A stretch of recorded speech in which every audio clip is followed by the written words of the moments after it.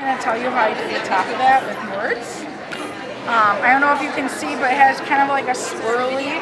So what I did is I took, I had white chocolate buttercream. You can use any kind of buttercream that you like. And then I dyed some of it with Ivory Wilton Gel Food Coloring.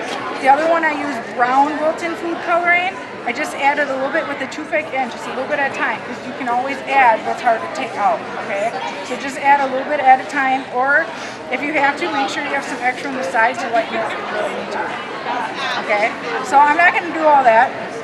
And then what I did is I took a piping bag, and I kind of turned this, and I did a little dot, ivory, brown, ivory, brown, ivory, brown, all the way around. And as soon as I got it on there, I just took this and I turned it and kind of just let it rub to get that effect. Does that make sense? I did actually I want to bring it for you guys, but I actually left it at home. So, okay, now I'm gonna do a crumb coat. So now, what's the purpose of a crumb coat? Do you guys remember? Yeah. Yep, we fill in the gaps. We fill in all the gaps, right?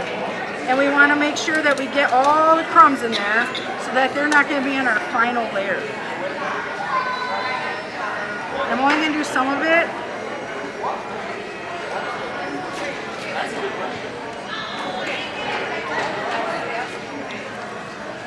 Another thing too is when you're doing your sides, you don't want a really thick layer for your crumb coat, because otherwise, because your final layer, you might put a little bit more on because you're trying to get it so even. You have this thick layer underneath, and then you're trying to add this thick layer on top. For someone who maybe doesn't like frosting, you're not going to want to bite into like this much cake and that much frosting. Okay, so the crumb coat is just going to be very light. And actually, I was running out of ganache here.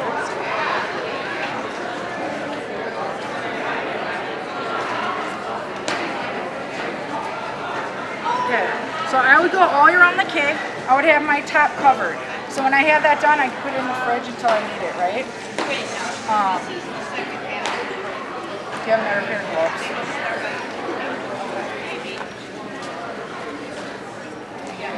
I don't know if they'll go on because my hands are all. I'm just going to attempt to put one of these on here for you so you guys can kind of see what it would work. If I can get my hand on the gloves.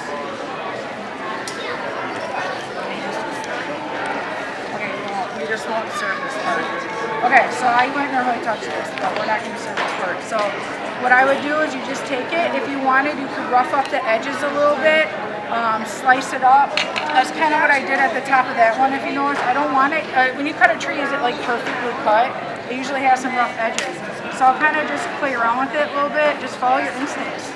So that one chipped a little bit, but that's what I want.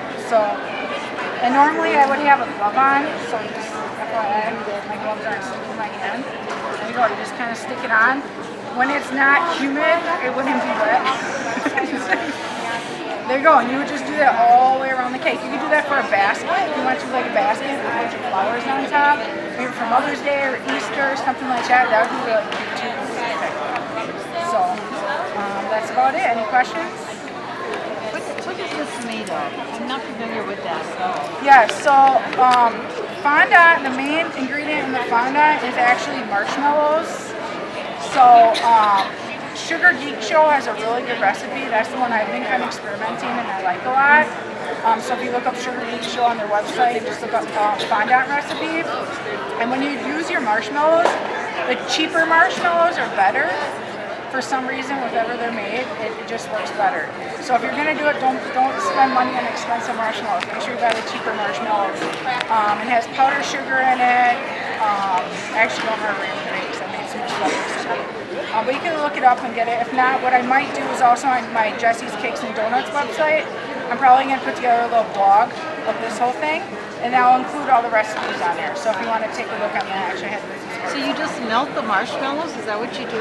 So you melt the marshmallows. You have powdered sugar, and you melt the marshmallows, and then you kind of incorporate. Sorry, I'm sweating. You kind of incorporate the marshmallows into the shortening. So you have vegetable shortening in a mixer.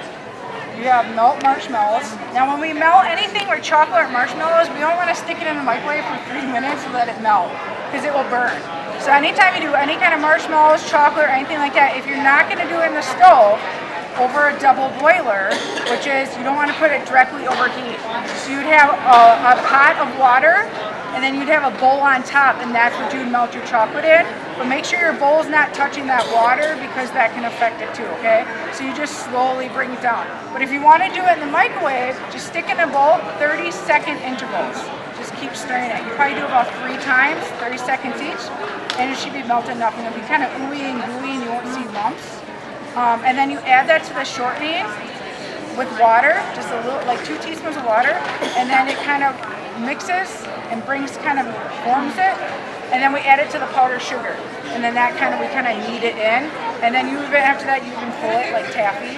I'll put the description if there's a lot of steps to it, but the key thing is, even with the homemade fondant, I still add Wilton to it. So when I get my fondant to a certain point, I'll take like about 1 1/4 ounces of real Wilton fondant, and I'll add it in and I'll knead it in with this fondant. So this makes it more stretchy. Sometimes Wilton, it can get a little bit when you're trying to work with fondant, it can kind of crack a little bit. That starts happening. Use vegetable shortening or Crisco, and it'll kind of make it moisture. So I don't know, did I answer your question? Kind of went to like 3 different things. Any other questions? Would you like to, if I cut it out, would everyone want to try anything? I know you would. My son back there. I would! Of course, we know you would. They've been eyeing it up the last 3 days. But yeah, my name is Jess Eddy from Jesse's Cakes and Donuts. I'll get some business cards and throw it out here. And I'll write up a nice little blog, and I'll link all the Churriguito fondant. I'll link a ganache recipe, things like that if you guys want to go in and get all the recipes for it, okay? So thanks, guys.